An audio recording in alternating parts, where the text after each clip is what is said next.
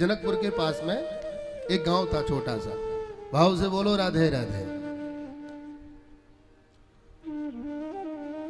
एक विधवा ब्राह्मणी रहती थी। 9 साल का छोटा सा बच्चा था। गरीब स्थिति से अपना पालन पोषण करते थे। रक्षाबंधन का समय आया तो पूरे गांव की बहनें आई, उन्होंने अपने अपने भाइयों को राखी आदि बांधी। अब वो छोटे से बच्चे को किसी ने राखी नहीं बांधी तो वो रोता रोता अपनी मैया के पास गया और माता जी से बोला, माता जी हमको तो किसी ने राखी नहीं बांधी। अब मैया बोली कि बेटा तुम्हारी कोई बहन नहीं है, इसलिए तुमको किसी ने राखी नहीं बांधी। अब वो छोटा सा बच्चा कहता है, अब छोटा सा बच्चा उसमें जितनी समझ का, सबके 2 हाथ होते हैं, हमारे भी 2 हाथ हैं। सबके 2 पैर होते हैं, हमारे भी हैं। सबकी नाक होती है, सबका मुख होता है, सबके नेत्र होते हैं, सब कुछ हमारा भी है, फिर हमको राखी क्यों नहीं बांधी? अब मैया क्या कहे? माता जी आप बता नहीं रही हो और हमारी कोई न कोई बहन तो होगी। तो बच्चे की जिद को शांत करने के लिए, क्योंकि जनकपुर की वासी थी, तो उस माता जी ने उस बालक को कह दिया कि बेटा तुम्हारी बहन है। कौन है तुम्हारी बहन? माता जी बोली उस बालक से कि बेटा तुम्हारी बहन का नाम है सीता। बोलो राधे राधे। केवल जनकपुर के संबंध से उन्होंने बच्चे को बोल दिया कि तुम्हारी बहन का नाम है जानकी। अच्छा माता जी, कभी देखा नहीं हमने। माता जी बोली जब तुम पैदा ही नहीं हुए थे तब उनका विवाह हो गया था। अच्छा कहाँ रहती हैं? का अयोध्या जी में रहती हैं और राम जी वहां के राजा हैं, उनकी वो धर्म पत्नी है। और छोटे से बच्चे को उन्होंने बहला दिया। प्रयागदास उस बालक का नाम। बैठ जाता कि भाई माता जी ने बहन का नाम बताया था सीता और बहनोई साहब का नाम बताया था राम। सीताराम सीताराम सीताराम सीताराम उसका जब प्रारंभ हो गया। माता जी कहती है कि हम पहुंच नहीं पाएंगे, हम कभी मिल नहीं पाएंगे। अरे ऐसा थोड़ी होता है, अयोध्या तो बड़ी चर्चित है, कोई भी रास्ता बता देगा। और क्यों नहीं मिल पाएंगे, हम तो मिल लेंगे जाकर के। पूरी रात सोए नहीं। प्रयागदास जी सुबह उठे और 4 बजे घर का परित्याग करके अयोध्या के लिए चल पड़े।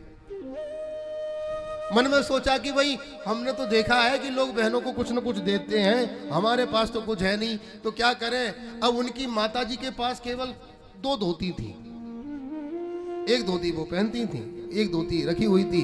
तो जो रखी हुई धोती थी उसी को बालक प्रयागदास ने लपेट करके उल्टा सुल्टा परत पे परत लगा करके अपने बगल में दबा करके और सीताराम सीताराम सीताराम सीताराम सीताराम करते करते करते करते अयोध्या के लिए निकल गए।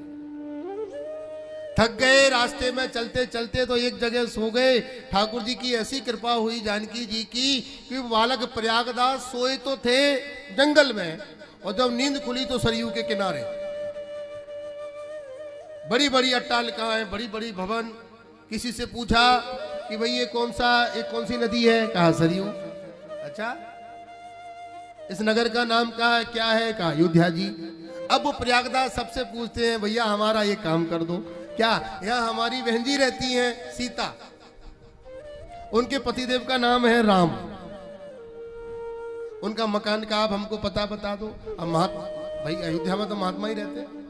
तो महात्मा और गा गा करके कहने लगे अरे उनका मकान थोड़ी है, उनका तो बड़ा भारी मंदिर है, वो तो यहाँ के महाराज हैं, भगवान हैं। कौन सा मंदिर है? का कनक मंदिर है, कनक बिहारी जी का। अब वो बालक ठहरा प्रयागदास, उन्होंने सोचा ये तो किसी बड़े आदमी की बातें कर रहे हैं। हमारी बहन जी जैसी हम, हमारी मैया पे 2 तो धोती हैं, तो जैसी स्त्री गरीब स्थिति के हम हैं वैसी हमारे बहनों ही होंगे। अब कोई सीताराम नाम के बड़े महाराज इनके होंगे और हमारी बहन जी कहां से आई? अब जिससे पूछे वो कनक बिहारी सरकार का पता बता देता। बालक सर्वत्र घूमता रहता। अंत में जाकर के वो बालक प्रयागदास वशिष्ठ कुंड के पास में एक नीम के नीचे सो गया। मन में सोचा कि भैया सबसे पूछ लिया, बहन जी तो मिल नहीं रही, अब नहीं मिल रही, कोई बात नहीं, सुबह अपने घर चले जाएंगे। मध्य रात्रि में एक अलौकिक प्रकाश हुआ। बालक डर गया, उठ के बैठ गया। दिव्य प्रकाश हुआ तो देखा एक श्वेत वर्ण के हाथी पर भगवान श्री सीताराम जी विराजमान है। हनुमान जी महावत बन के बैठे हुए हैं, हाथी चला रहे हैं।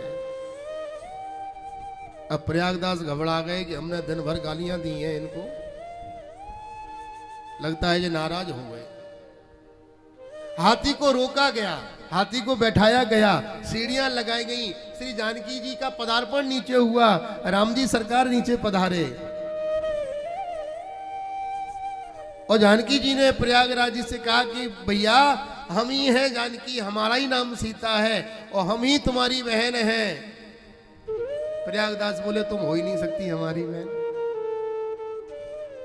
आप कैसे हो सकती हो? हमने तो ऐसा सुना है कि भाई चाहे कितने भी वर्ष बाद मिले, लेकिन जब भी बहन अपने भाई को देखती है उसके नेत्रों में जल आ जाता है और दौड़ करके वो अपने भैया को अंक में भर लेती है।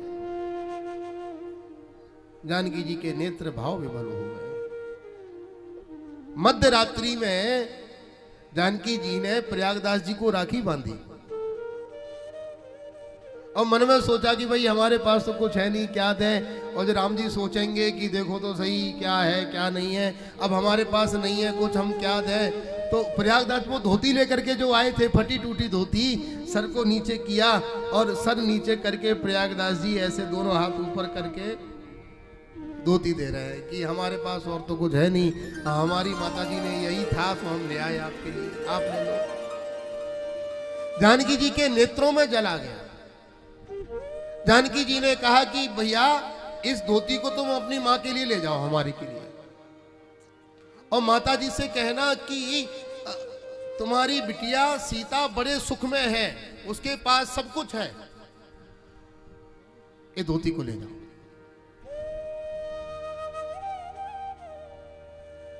मध्य रात्रि में श्री जानकी जी ने, युगल सरकार ने दर्शन दिया प्रयागदास को। प्रातःकाल उठते ही प्रयागदास दौड़ करके अपने चलते चलते अपने गांव आ गए और मैया उनकी रो रो करके बुरा हाल हो गया, बेटा तू कहाँ चला गया? प्रयागदास बोले माताजी आपने परिचय दिया था और जानकी जी हमारी बहन है तो हम चले गए मिलने। अच्छा क्या मिली वो? हाँ मिली थी, देखो ये राखी बांधी है, उन्होंने सोने चांदी के बर्तन में हमको भोजन कराया। अब बर्तन हमने सोचा कि बहन के घर की कोई सामग्री लेके तो आया नहीं जाता, तो बर्तन हम वो कुंड था हम वहीं फेंक आए। अब जिसको सुनाए प्रयागदास जी वो सब झूठी माने, पगला समझे। बड़े हुए प्रयागदास जी, माता का शरीर जीर्ण शीर्ण हो गया, अंत में स्वधाम गमन हो गया और पूजा पाठ भोज भंडारा क्रियाक्रम करने के बाद में अब प्रयागदास जी का वहां मन नहीं लगे। प्रयागदास जी नित्य कथा सुनने जाते, मन में सोचते कि हम तो राम जी के साले हैं, छोटे मोटे आदमी के थोड़ी हैं। पूरा जानकी जी के प्रति भ्रातृत्व भाव उनके अंदर जागृत हो गया। मन में सोचा कि भाई इतनी सुंदर छवि थी, बिना दर्शन के तो मन एक मिनट नहीं लग रहा है, लेकिन जाने का भी अच्छा नहीं लगता, बहन के घर रोज रोज नहीं जाना चाहिए। कथा सुनने चले गए तो किसी पंडित जी ने कथा में राम वनवास की कथा सुना दी। राम जी वन को चले गए, जानकी जी वन को चली गई, लक्ष्मण जी वन को चले गए। अब राम वनवास की कथा सुना दी और प्रयागदास को तो महाराज क्रोध का ठिकाना नहीं रहा, बड़ लगे बड़बड़ाने के लिए। देखो घर घर में झगड़ा होता है, अब जो कोई बात होती है थोड़ा सा झगड़ा क्या हो गया, खुद भी वन चले गए, हमारी बहन जी को ले गए, खुद विडंबना भोग रहे होंगे, हमारी बहन जी से भुगवा रहे होंगे, और वो खतरनाक प्राणी परम क्रोधी लक्ष्मण जी को और ले गए संग में, अपने में लगे बड़बड़ाने के लिए। संबंध प्रगाढ़ हो गया। पूरे जीवन प्रयागदास ने किसी से कुछ मांगा नहीं, अब वो मांगने लगे किसी किसी से, अरे भाई कुछ दे दो, हमारे बहन बहनोई वहां जंगल में घूम रहे हैं, बुद्धि खराब हो गई उनकी, घर का मकान दुकान छोड़ के चले गए वहां पे, अब उनके लिए कुछ व्यवस्था करनी पड़ेगी। तो लोगों ने संत समझ करके कुछ न कुछ दिया। अब प्रयागदास ने उस धन से 3 जोड़ी जूते बनवाए, 3 पलंग बनवाए, 3 गद्दे बनवाए और 3 चादर तकिए बनवाए और 3 जोड़ी व्यवस्था करके अब मन में सोचा सामान तो बन गया, अब लेके कहां जाए इसको।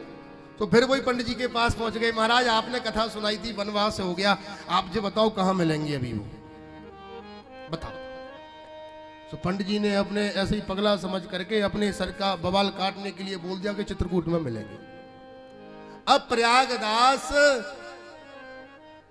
उन तीनों प्रकार के पलंग को, जूतों को, तकिया चद्दर को खोपड़ी पर रख करके सीताराम सीताराम करके, और जब मन में आ जाए तो भयंकर बड़बड़ा करके, क्रोध करके महाराज चलते चलते चलते चलते चित्रकूट पहुंच गए।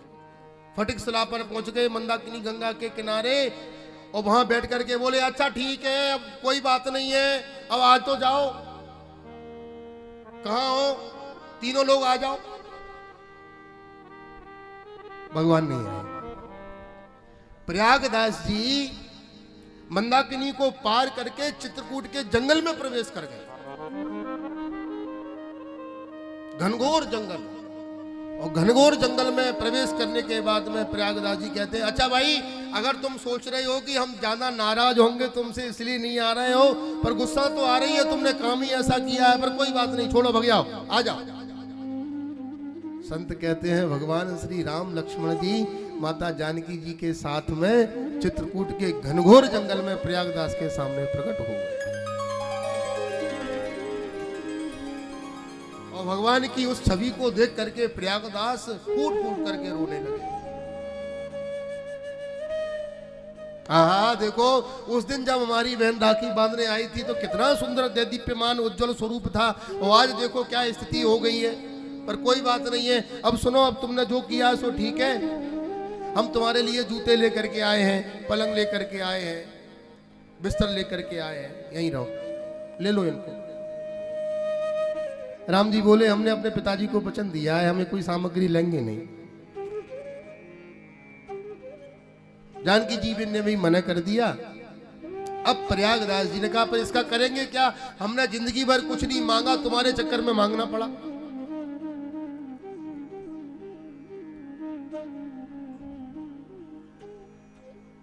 क्या करेंगे इसका? प्रयागदास जी, भगवान बोले कि अब इसको तुम अपने उपयोग में ले लो। प्रयागदास जी संपूर्ण सामग्री को लेकर